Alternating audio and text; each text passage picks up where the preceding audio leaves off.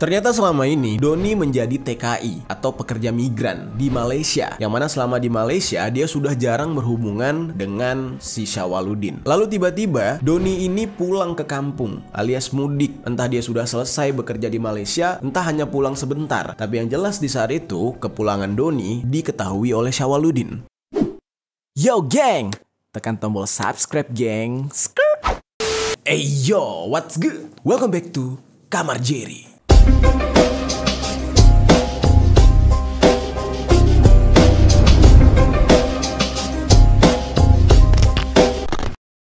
Geng-geng. Oke, di Indonesia banyak sekali orang yang masih mempercayai jimat, terus juga ritual-ritual gaib, pesugihan gitu ya. Dan masih banyak orang yang percaya dengan perdukunan. Sebenarnya kalau kita membahas tentang hal itu semacam sudah mendarah daging atau turun-temurun gitu ya. Kepercayaan yang tadinya sebenarnya bisa dianggap tabu, tapi lama-lama malah jadi kayak tradisi. Di beberapa daerah masih ada gitu orang yang mempercayai hal-hal kayak gini. Hari ini gue pengen ngajak kalian buat ngebahas sebuah kasus yang menurut gue tuh cukup aneh. Ini sebuah kasus pengwafatan yang mana pelakunya ini memiliki dendam kesumat, alias dia sudah merencanakan niat jahatnya ini gara-gara memiliki masalah di masa lalu. Kejadian ini di Lombok. Mungkin dari penonton Kamar Jerry ada yang dari Lombok, boleh tinggalkan komentar di bawah. Siapa tahu kalian juga udah dengar cerita ini, dan mungkin aja ketika gue menceritakan agak kurang lengkap, kalian bisa lengkapi di kolom komentar. Jadi ini sebuah kasus yang disebabkan gara-gara si korbannya dulu pernah menyuruh si pelaku untuk meminum air bekas pemandian mayat. Memang agak terdengar sedikit kacau sih ya. Gue jujur aja nih ya, seterhimpit apapun, sekepepet apapun kondisi gue, kayaknya kalau air mayat kagak deh. Air mandi manusia hidup aja kita jijik gitu kan. Ini gimana air mandi mayat gitu. Dan ini benar-benar terjadi. Nah makanya sekarang gue pengen ngajak kalian untuk ngebahas cerita ini di Permisi, peristiwa misteri dari berbagai sisi.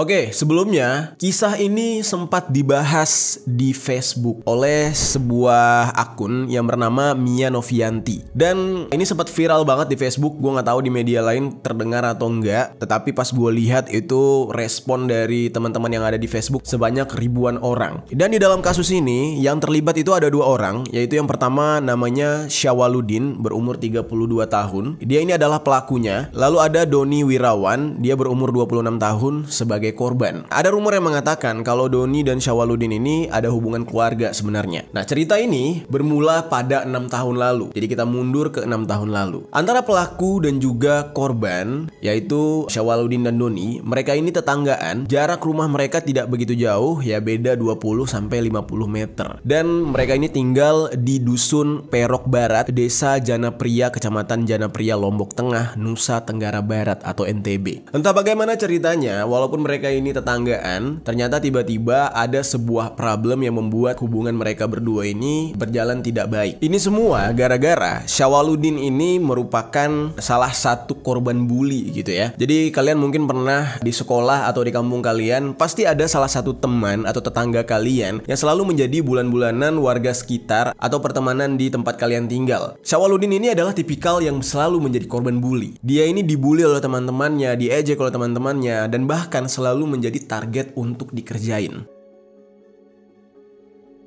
Lalu pada suatu hari nih, kejadian di 6 tahun lalu, kebiasaan warga di tempat mereka tinggal itu meminum tuak. Kalau kalian nggak tahu tuak itu semacam minuman fermentasi, yang mana ini biasanya bahannya dari tumbuh-tumbuhan, bisa jadi buah atau mungkin sayur atau apa yang dibusukkan gitu ya. Nah nanti menjadi minuman beralkohol. Ini semacam minuman alkohol tradisional gitu. Lalu pada suatu hari nih, terjadilah sebuah aksi bully yang menurut gue ini sangat-sangat berlebihan. Yang dimana di saat itu, Syawaludin ini dikerjai oleh teman-temannya, salah satunya adalah Doni sebagai pemimpin di kelompok itu. Mereka memberikan sebuah tuak, yang mana tuak ini sudah dicampur dengan air bekas mandi mayat.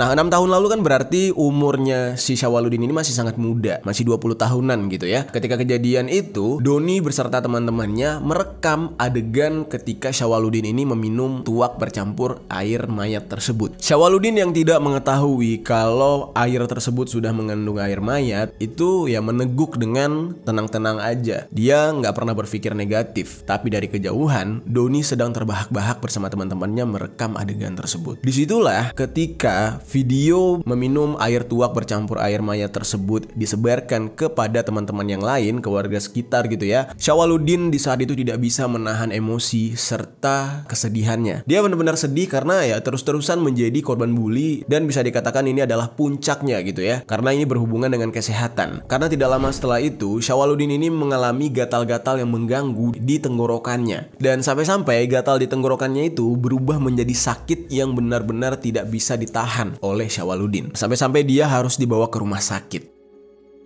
Terlepas dari itu semua, geng, Syawaludin ini sebenarnya juga udah nggak kuat. Dia tuh dibully terus. Dia menjadi target, dikerjain mulu nih sama Doni dan teman-temannya. Ya walaupun mungkin niatnya Doni ini pengen bercanda atau mungkin memang pengen bersenang-senang sama teman-temannya, tetapi si korbannya yang di saat itu masih berumur 20 tahunan itu bisa berubah mentalnya, terganggu mentalnya, dan selama dia hidup gitu ya, dia itu terus menyimpan dendam karena dia tidak bisa berbuat apa-apa, karena dia tidak bisa melawan si Doni dan teman-temannya. Akhirnya semuanya dia pendam tuh, sampai benar-benar membusuk di dalam hatinya gitu ya. Dia pengen banget menghabisi Doni tersebut. Di dalam posisi ini hanya dua hal yang mungkin terjadi kepada Syawaludin. Yang pertama, dia benar-benar akan mencari Doni ketika dia sudah cukup punya power, atau justru secara singkat ya, ketika orang menjadi korban bully, ya pasti dia bakal depresi dan mengakhiri hidup. Tapi yang dilakukan oleh Syawaludin justru dia bertahan dan mengumpulkan semua rasa dendamnya untuk suatu hari akan dia lampiaskan kepada Doni. Lalu singkat cerita, di tahun 2023, di saat itu Syawaludin sudah mulai beranjak dewasa dan dia sudah menikah. Sudah memiliki seorang istri dan tinggal di desa Janapria, Lombok Tengah. Nah, namun rumah tangga dari Syawaludin ini sayangnya harus berakhir karena dia diceraikan oleh sang istri. Alasan detailnya nggak dijelaskan kenapa dia bercerai, namun dampak dari perceraian ini menjadi salah satu trigger yang membuat Syawaludin ini bertambah rasa sakit hatinya. Jadi bertambah tuh emosinya dia, kerusakan mentalnya dia tuh bertambah. Ketika dia sudah mulai ditinggalkan oleh sang istri, tiba-tiba Syawaludin ini menjadi seseorang yang penyendiri. Dia tidak mau bersosial, menghindari masyarakat sekitar. Selama dia menyendiri di dalam rumah, itu semua pikiran-pikiran kotornya tuh keluar. Dia kalut, dia emosi, dia marah, rasa kecewa, terus juga pernah berniat ingin mengakhiri hidup gitu ya. Sampai akhirnya dia teringat terus dengan kejadian di masa kecilnya, yang mana dia benar-benar trauma dengan perlakuan Doni terhadap dia. Akhirnya terbesitlah niat untuk membalas dendam, yang dimana target tunggal yang dia tuju adalah Doni, orang yang sebelumnya memimpin kelompok pertemanan di daerah mereka tinggal yang selalu membuli Syawaludin. Bulatlah tekad Syawaludin ini untuk menjadikan Doni sebagai target. Sekarang kita masuk ke kronologi pengwafatan Doni oleh Syawaludin karena dendam. Oke, kejadian ini bermula pada tanggal 15 Maret tahun 2023 pagi. Pada saat itu, Syawaludin mengasah sebilah pisau. Ini merupakan pisau dapur biasa yang dia persiapkan untuk melancarkan aksinya menghabisi Doni. Ternyata selama ini Doni menjadi TKI atau pekerja migran di Malaysia, yang mana selama di Malaysia dia sudah jarang berhubungan dengan si Syawaludin. Lalu tiba-tiba Doni ini pulang ke kampung alias mudik. Entah dia sudah selesai bekerja di Malaysia, entah hanya pulang sebentar. Tapi yang jelas di saat itu, kepulangan Doni diketahui oleh Syawaludin. Syawaludin yang mengetahui Doni sudah balik langsung bersiap-siap. Di hari itu, Syawaludin langsung menuju ke rumah Doni yang berada tidak jauh dari rumahnya, yaitu Desa Janapria, Lombok Tengah. Dan di saat itu dia menggunakan sarung untuk menyembunyikan pisau. Sekitar pukul 9.15 waktu Indonesia bagian tengah, Syawaludin pun sampai ke rumah Doni. Sesampai di depan rumahnya Doni, Syawaludin ini sempat mondar-mandir kayak kebingungan. Dia semacam ragu-ragu ingin melakukan aksinya itu. Tetapi karena emosi di hatinya udah membara banget nih, dan dia semacam menerima bisikan, udah habisi-habisi gitu ya, langsung dia menuju ke depan pintu dan mengetuk pintu rumah tersebut. Setelah mengetuk pintu, tiba-tiba pintunya dibuka oleh salah satu penghuni rumah yang merupakan kakaknya Doni yang bernama Dedi. Lalu pada saat itu, ketika Dedi membuka pintu, dia langsung bertemu dengan Syawaludin dan bilang, tumben banget kemari. Ayo masuk silakan. Tunggu sebentar, Doninya dipanggilin dulu, katanya. Nah lalu Syawaludin bilang, ya nggak apa-apa, pengen mampir aja. Mana si Doni? Nah lalu Dedi menjawab, bentar, dia ada di dalam. Dia masih tidur. Katanya hari ini dia nggak buka konter soalnya ada acara nanti sore mau ikut acara ngiring, katanya. Nah di sini gue juga kurang paham nih, maksudnya konter itu konter apa? Apakah dia mulai jualan pulsa atau apa gitu ya? Dan yang jelas di hari itu dia tidak kerja. Tanpa kecurigaan sedikit pun, Dedi ini mempersilahkan Syawaludin untuk masuk dan duduk di ruang tamu, dan mereka sempat berbincang-bincang kecil sampai pada akhirnya Syawaludin meminta kepada Dedi untuk dibuatkan kopi. Dan di saat itu Dedi juga merasa ya dia lupa gitu ya ada tamu dan malah nggak ditawarin minum. Nah akhirnya dia bangun dan menuju ke dapur. Di saat itu ternyata Syawaludin sudah tidak sabar karena dia menunggu Doni ini terlalu lama gitu. Masa nunggu orang sampai bangun tidur dulu? Makanya dia beralasan meminta kopi kepada Dedi. Lalu tidak lama kemudian, di saat Dedi masih berada di dapur, Syawaludin ini melihat-lihat kondisi rumah tersebut. Dia mengintip Doni ada di mana, sembari mengkondisikan kalau situasi ini aman, agar dia bisa mengeksekusi Doni tanpa ketahuan. Setelah dicek semuanya aman, tiba-tiba Syawaludin ini langsung masuk ke kamar Doni ketika Dedi tidak mengetahui hal tersebut. Dia dengan jelas melihat Doni masih tertidur pulas di kamarnya. Di saat itu, melihat kesempatan yang begitu besar, langsung Syawaludin ini mengeluarkan sebilah pisau yang sudah dia bawa dan menghujamkan pisau tersebut ke arah leher Doni secara brutal dan bertubi-tubi. Di saat itu ya kalian bisa bayangkan lah, udah pasti Doninya kaget dan ketika dia membuka mata dalam kondisi lehernya sudah bolong dan mengeluarkan banyak cairan merah. Luka yang dialami Doni itu cukup dalam, yaitu selebar 15 cm. Jadi luka terbuka gitu geng. Dan ketika itu Doni berusaha untuk berteriak minta tolong. Tetapi ketika dia minta tolong, cairan merah terus muncrat keluar gitu. Kalian bisa bayangkan lah kalau orang udah di lehernya udah digituin, udah pasti kayak suara ngorok gitu geng. Dedi baru saja menyalakan kompor di dapur. Ketika dia menyalakan kompor, dia mendengar samar-samar kok kayak ada orang teriak. Dan itu berasal dari kamar adiknya. Bergegas di saat itu, kompor yang belum sempat dia matikan, dia langsung lari ke arah kamar adiknya. Dan di sana, dia menemukan sebuah pemandangan yang sangat-sangat mengerikan. Yaitu adiknya sembari memegangi leher, itu terkapar di atas tempat tidur bersimbah cairan merah. Dan pada saat itu, Syawaludin masih berada di dalam memegang sebilah pisau dan dia tidak memperdulikan Dedi. Dia hanya menargetkan Doni. Dia kembali menikam Doni lagi berkali-kali dan di saat itu, Dedi berusaha untuk menarik tangannya Syawaludin. Namun sayangnya ya semuanya sudah terlanjur. Ketika Dedi berhasil memegang tangan Syawaludin, Doni langsung bangun dari tempat tidur dan sempat berlarian keluar sambil memegangi lehernya. Dan setelah itu, Dedi langsung melepas Syawaludin dan ikut kabur berlari keluar rumah menyelamatkan diri. Di saat itu, Syawaludin menyadari kalau dia akan menjadi bulan-bulanan masa. Dia langsung keluar dari rumah Doni dan melihat beberapa tetangga mulai meneriaki dia. Syawaludin langsung kabur ke arah rumahnya. Beberapa tetangga juga ikut mengejar Syawaludin. Sementara Dedi menghampiri Doni yang sudah tergeletak bersimbah cairan merah. Dia bersama warga langsung membawa Doni ke rumah sakit terdekat. Yang paling dekat dari rumah mereka itu hanya ada Puskesmas Jana Pria. Dan di sana, Doni langsung ditangani secara medis dalam kondisi yang sudah sangat parah. Namun sayangnya kondisi Doni ini ya benar-benar tidak memungkinkan lagi. Dia sudah banyak kehabisan darah dan juga luka sobek menganga di bagian leher dan juga pembuluh darah besarnya sampai putus. Terus ditambah lagi penanganan medisnya hanya bisa sebatas di puskesmas terdekat. Jadi peralatannya tidak cukup mumpuni untuk menyelamatkan nyawa Doni. Dan akhirnya Doni pun meninggal dunia.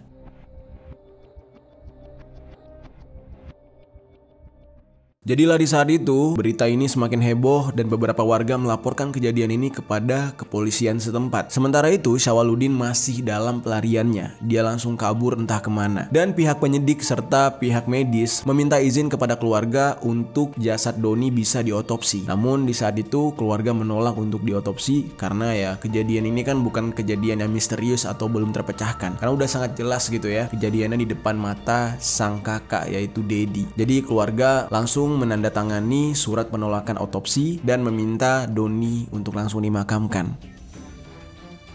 Tewasnya Doni di dalam kejadian ini benar-benar membuat keluarga terpukul dan menangis histeris, serta beberapa warga benar-benar geram dengan aksi Syawaludin. Sekaligus ya beberapa dari mereka itu merasa ketakutan. Nah, pihak kepolisian dari Polsek Janapria bersama anggota langsung menuju ke tempat kejadian perkara dan meminta keterangan kepada Dedi tentang apa yang terjadi. Dedi menceritakan semuanya, namun Dedi tidak mengetahui latar belakang dari kejadian tragis ini. Karena menurut Dedi, selama ini mereka tidak punya masalah apa-apa dengan Syawaludin. Dan bahkan ketika Syawaludin datang ke rumah, Syawaludin disambut dengan sangat baik. Atas kejadian ini, Dedi bersumpah dia ingin nyawa dibalas nyawa. Jadi dia tidak bisa terima atas tewasnya Doni. Tumben nonek klemak datang ke Bali. Tumben nonek klemak induk sana Medan dengan. Nah, setelah beberapa saat kemudian, pihak kepolisian dari Polres Lombok Tengah berhasil menangkap Syawaludin, yang dimana ternyata Syawaludin ini bersembunyi di dalam rumahnya. Kejadiannya pada siang hari, dia ditangkap tanpa adanya perlawanan. Nah, di saat itu, Kasat Reskrim Polres Lombok Tengah, yaitu Ibtu Redo Rizky Pratama, mengatakan kalau penangkapan dari Syawaludin ini lengkap bersama dengan barang bukti yang digunakan oleh pelaku untuk menikam Doni. Jadi, pisau yang dia gunakan untuk menikam Doni masih dia bawa sampai dia pulang ke rumah. Barulah di saat itu pihak kepolisian langsung meminta keterangan dari si Syawaludin ini. Apa alasan dia melakukan hal keji itu? Padahal dia disambut dengan sangat baik oleh kakaknya Doni, yaitu Dedi, saat dia berkunjung ke rumah mereka. Barulah di saat itu diungkapkan oleh Syawaludin kalau dia memiliki dendam pribadi, yang mana dendam ini sudah sangat lama dia simpan. Entah ini hanya sebagai alasan atau mungkin justru dia mengeksekusi Doni karena pelampiasan gitu ya. Dia udah gak punya apa-apa, istrinya meninggalkan dia, akhirnya terpikir untuk melakukan aksi pemufakatan ini. Di situ pihak kepolisian agak bingung gitu, yang dimana dendamnya ini sudah berjalan 6 tahun. Kok baru dibales sekarang? Kok baru diwujudin sekarang? Berarti selama 6 tahun hal itu menghantui hidup Syawaludin. Dan di saat itu Syawaludin bercerita dengan sangat jelas kalau dia sakit hati setelah dikerjai oleh Doni dan teman-temannya menggunakan minuman tuak yang bercampur dengan air mayat.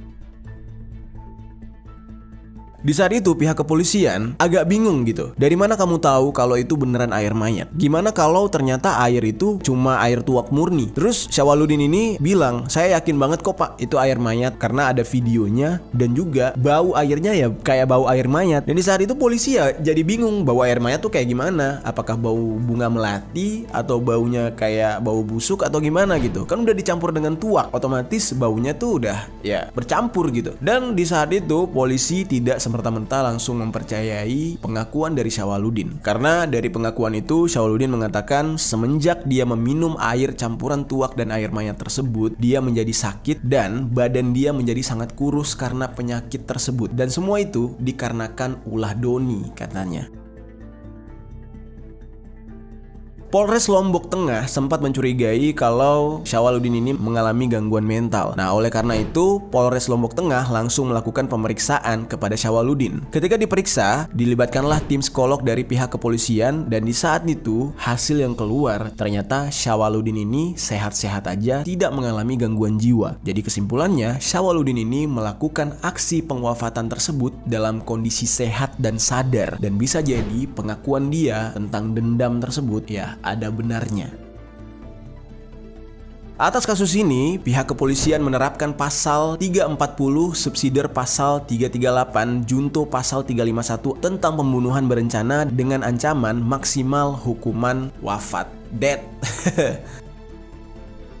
Menurut Kasat Reskrim Polres Loteng, Ibtu Redo Rizky Pratama, dia mengatakan kalau pasal yang diterapkan karena memang ini adalah sebuah aksi pengwafatan berencana. Dia kan sudah menyiapkan pisau sebelum dia datang ke rumah Doni untuk melakukan eksekusi. Dari kasus ini kita bisa mengambil sebuah kesimpulan nih geng, yaitu jangan pernah membuli seseorang, jangan pernah melakukan bercandaan yang di luar batas kepada seseorang yang mungkin untuk saat ini memang kita merasa kita punya power, kita besar, kita punya background dari keluarga yang mungkin berada, atau mungkin backupan kita kenalan sama siapa gitu ya. Ini biasanya nih kalau bocah-bocah tuh ngandalin abangnya. Kalau abangnya polisi, tentara, nah biasanya tuh pada so jagoan nih, atau mungkin abangnya itu preman gitu, pada so jagoan gitu ya. Kita nggak tahu nih ke depannya seseorang itu bakal menyimpan dendam atau enggak. Bisa aja suatu hari dia akan membalaskan sakit hatinya kepada kita ketika dia merasa dia sedang punya kesempatan dan mempunyai kekuatan alias power. Nah, lalu nih geng, ternyata tingkat kejahatan di Nusa Tenggara Barat menurut informasi itu memang sedikit agak tinggi beberapa tahun ini. Menurut catatan Badan Pusat Statistik, ada 6.963 kasus kejahatan yang dilaporkan ke Kepolisian Daerah Nusa Tenggara Barat atau NTB sedari tahun 2020. Memang angka tersebut agak turun dibandingkan tahun-tahun sebelumnya. Ya, turunnya itu sekitar 12,93%, karena di tahun-tahun sebelumnya itu laporannya mencapai 7.997 kasus. Dan Kabupaten Lombok Timur merupakan wilayah di NTB yang paling banyak mengalami peristiwa kejahatan pada tahun 2020.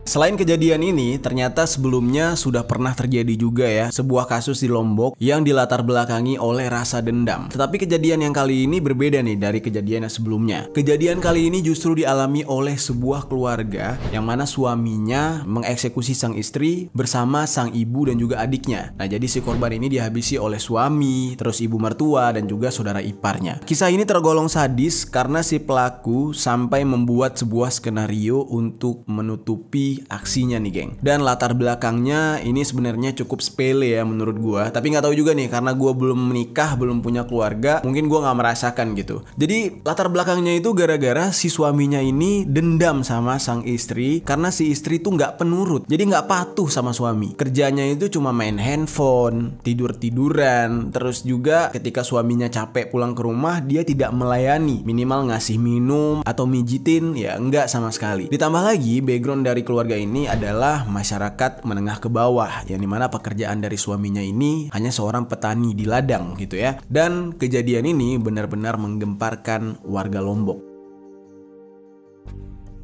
Nah, sekarang gue akan ceritakan kronologinya. Dalam kejadian ini, si korban berinisial FS. Dia ditemukan telah wafat secara tergantung di pintu kamar rumah mereka. Di saat itu, adik ipar dari si korban itu baru saja pulang sekolah. Adik iparnya ini berinisial FR. Di saat itu, dia pulang ke rumah dalam kondisi rumah mereka hening, sepi, nggak ada orang. Tiba-tiba ketika dia masuk ke dalam rumah, dia melihat kakak iparnya alias istri dari abangnya itu sudah tergantung di pintu kamar rumah mereka. Sontak di saat itu, FR ini langsung berteriak histeris meminta tolong. Dia mencari ibunya yang merupakan mertua dari si korban. Ibunya ini berinisial MR, dan di saat itu sang ibu masih berada di ladang. Sontak di saat itu para warga langsung berkumpul dan melihat kondisi korban yang menggenaskan tergantung di dalam rumah. Langsung dihubungi pihak kepolisian dan pihak kepolisian datang ke tempat tersebut.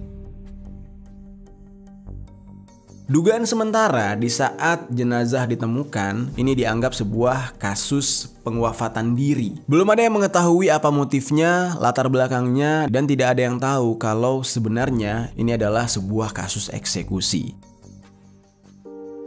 Lalu pihak kepolisian langsung menyelidiki kasus ini. Di dalam penyelidikan ditemukan banyak kejanggalan karena di tubuh korban itu ada banyak bekas tindakan kekerasan. Barulah di saat itu pihak kepolisian meminta keterangan dari keluarga korban. Dari hasil penyelidikan ditemukanlah kejanggalan demi kejanggalan karena jawaban dari pihak keluarga itu nggak sinkron. Dan akhirnya terungkaplah kalau kasus ini adalah kasus pengwafatan berencana dengan jumlah pelaku yaitu 3 orang. Sang suami, mertua, dan adik ipar. Dari keterangan pihak kepolisian, kronologi ini sebenarnya berawal dari sebuah rencana pengwafatan yang sudah diatur oleh suaminya. Suaminya ini sudah merencanakan hal ini bersama sang ibu itu sedari tanggal 1 Januari tahun 2023. Namun di saat itu mereka masih menunggu momen yang pas untuk melakukan aksinya. Tibalah beberapa hari kemudian di tanggal 3 Januari tahun 2023. terjadi pada pagi pukul 7.30 waktu Indonesia bagian tengah. Di saat itu, sang suami itu baru saja pulang ke rumah setelah mengantar bapaknya pergi ke hutan untuk bekerja. Sesampainya di rumah, suaminya ini dalam kondisi pengen ngasuh, dia bilang ke istrinya, "Tolong buatkan kopi untuk saya." Namun di saat itu, istrinya ini menolak. Dia nggak mau membuatkan kopi. Dia sibuk dengan handphone, sibuk nge-scroll gitu ya. Sampai akhirnya sang suami pun murka. Dia emosi dan langsung memukul korban tepat di bagian pipinya. Saking emosinya nih suaminya dan juga memang udah punya dendam serta rencana ingin menghabisi sang istri, dia langsung mencekik korban dan mendorong korban. Nah, di saat itu, adik ipar korban yang merupakan adik kandung dari si pelaku itu melihat kakaknya sedang beraksi dan melihat si korban ini meronta-ronta melawan. Langsung si adik ipar ini memegangi kaki si korban. Di saat itu korban sudah mulai merasa lemas dan mulai kehilangan kesadaran. Mertuanya juga menyaksikan. Si mertuanya ini menanyakan apakah dia sudah tewas atau belum. Untuk memastikan si korban ini sudah lewat, langsung si mertua ini mengambil sebuah tali nilon yang ada di dapur dan menjerat leher korban untuk memastikan korban benar-benar sudah tidak ada. Akhirnya, setelah memastikan kalau korban ini udah nggak ada, sudah wafat, si suaminya langsung memikirkan cara untuk menghilangkan jejak. Bagaimana merekayasa kejadian ini agar mereka terbebas dari hukuman. Langsung, si suaminya ini punya ide untuk menggantung jasad si istri. Dan ini dilakukan agar bisa merekayasa kalau seolah-olah si istrinya ini wafat karena mewafatkan diri. Langsung setelah itu, sang adik ipar memegangi bagian ketiak korban yang sudah wafat, lalu suaminya memegang bagian kepala. Baru setelah itu diangkat bareng-bareng, ditarik oleh sang ibu dan digantung. Setelah melakukan aksi mereka langsung melakukan kegiatan sehari-hari layaknya tidak terjadi apa-apa. Karena kejadiannya pada pagi hari, mereka masing-masing langsung menuju ke ladang untuk bekerja. Ibu mertuanya ke ladang, si suaminya juga ke ladang, dan juga si adik ipar ke ladang. Nah, barulah pada siang harinya jasad ditemukan oleh sang adik ipar yang paling kecil. Di saat itu, adik iparnya memanggil si ibu yang merupakan mertua si korban, dan si ibunya juga datang seolah-olah tidak tahu apa-apa, padahal dialah pelakunya. Dia sempat meminta tolong kepada warga dan warga udah ngumpul di saat itu. Ya, akhirnya pihak kepolisian datang dan jasad diturunkan. Lalu setelah semua ini terbongkar, pihak kepolisian kaget banget gitu ya dengan keterangan para pelaku. Jadi para pelaku ini mengaku kalau mereka sudah mulai tidak suka dengan keberadaan si korban. Yang mana si korban ini semacam orang yang tidak berguna di dalam rumah tersebut. Dia hanya seorang ibu rumah tangga, tidak mau membantu pekerjaan di ladang. Terus juga kesehariannya sibuk main handphone. Sang suami sama sekali tidak diurus dan tidak pernah patuh dengan suaminya. Disitulah satu keluarga ini merasa sangat kesal dengan si korban. Padahal nih geng ya, kalau memang sudah tidak mau, sudah tidak suka gitu ya dengan keberadaan korban, harusnya kan bisa diceraikan aja atau dipulangkan ke rumah orang tuanya. Kenapa harus dieksekusi? Nah, namun semuanya sudah terlanjur, si korban sudah meninggal dunia dan ketiga pelaku harus mempertanggungjawabkan perbuatannya di balik jeruji besi. Nah, itu dia geng kejadian lain yang sempat terjadi di Lombok Tengah. Dari dua cerita ini bisa disimpulkan bahwa kita juga harus berhati-hati atau harus mengontrol emosi. Ya, ada baiknya memaafkan jauh lebih baik atau mencari solusi yang lebih positif untuk mencari jalan keluar yang dirasa buntu, ketimbang mengambil jalan pintas yang akhirnya akan merugikan diri kita sendiri.